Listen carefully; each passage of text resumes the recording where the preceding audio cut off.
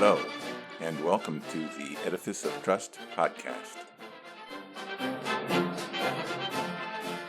The Edifice of Trust podcast is a thoughtful discussion of today's current events from the perspective of America's founding principles. Making sense of irrational war. Hello, everyone. Today, we will not only try to make some sense of irrational war, but also of the equally irrational protests in support of the warmongers and their massacre of innocent men, women, and children. It is difficult to make a thoughtful commentary on the Israeli-Hamas war because in addition to the fog of war and in addition to the rapidly changing events on the battlefront, people are reacting to this war irrationally. Making sense of these horrific events is almost impossible, but I will try. The explosion at the Baptist hospital in Gaza was a terrible tragedy, killing hundreds.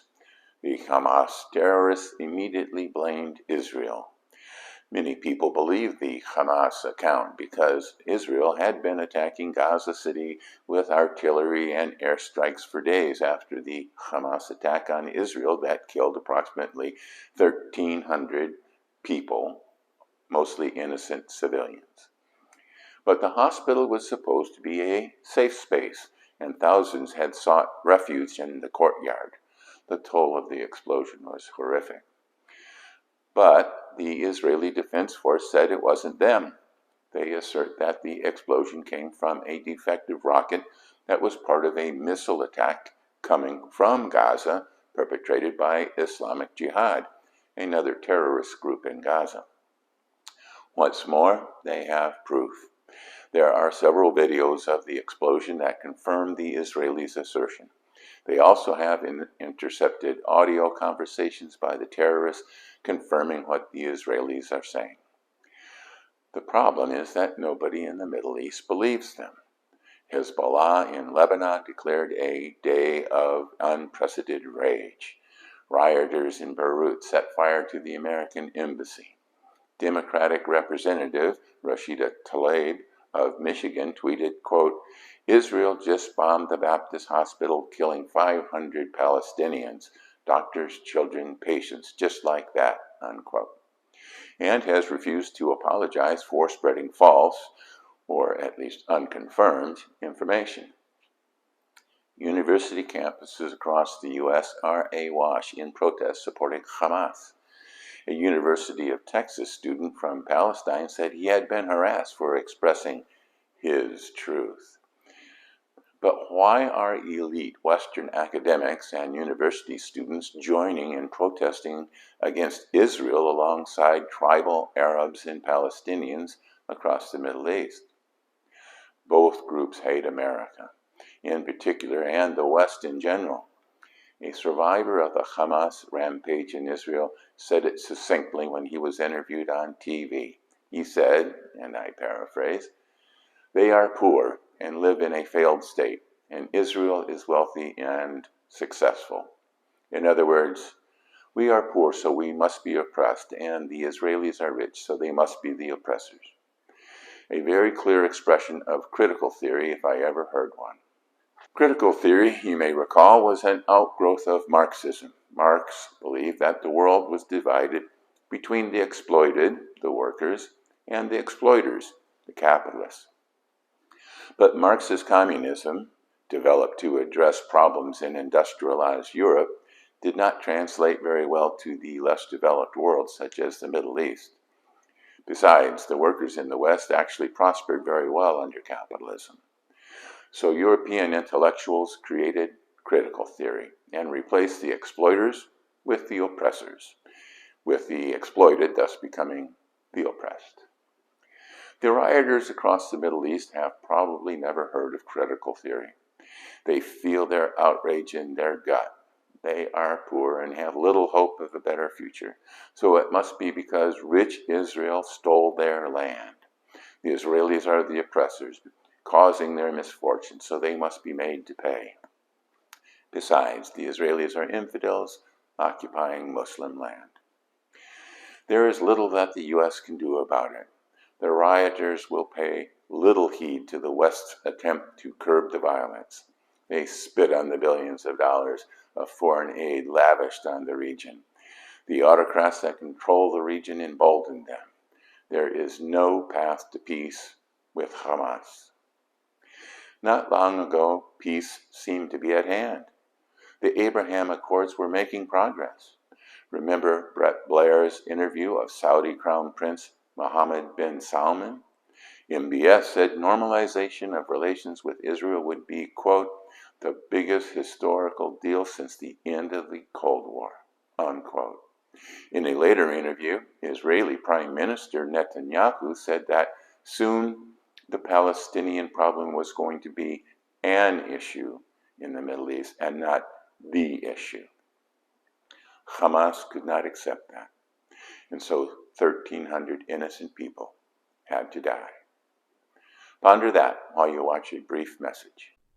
Don't forget that my Edifice of Trust books, Principled Policy, Edifice of Trust 2nd edition, In Defense of Principle, and The People's God are available on Amazon, Barnes & Noble, and iBooks. Thank you. Welcome back. But if rioting Arabs and Palestinians are unthinkingly reacting to their primal instincts, why are the elites of the progressive left and a horde of college students joining in on the protests? What belief system do they hold that can possibly justify the brutal murder of more than 1,000 Israelis? The woke ideology of the progressive left is also based on emotion. It rejects Western-style rationalism. They view American values and principles as evil.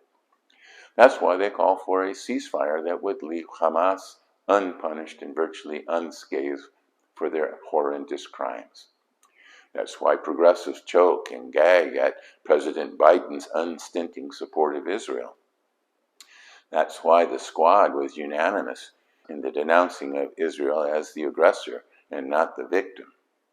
That's why Black Lives Matter affiliates across the country praise Palestinian freedom fighters and denounce Israelis as colonizers. To my mind, this shows the intellectual vacuity of critical theory and its offshoot, critical race theory. It is just raw emotions gussied up to look like thinking, and not good emotions either. Envy, anger, hatred. That's why progressives reject reasoned debate.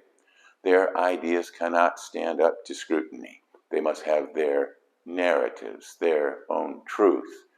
Facts are malleable. And the students indoctrinated into the progressive mold protest colonialism and Zionist apartheid in Israel. They don't realize that decolonization implies the elimination of Israel and the genocide of the Jewish people. When marchers carry signs saying, "Free Palestine," they are not saying that they want the elusive two-state solution where a free Palestine exists beside a free Israel. When they say, "From the river to the sea," they mean they support the elimination of Israel from the Jordan River to the Mediterranean Sea and the murder of millions of Jews. Again, the progressive left cannot abide a successful and prosperous capitalist Israel. It doesn't match their desired outcome. Like the Palestinian protesters, the progressive left has a desired outcome based on their feelings and emotions.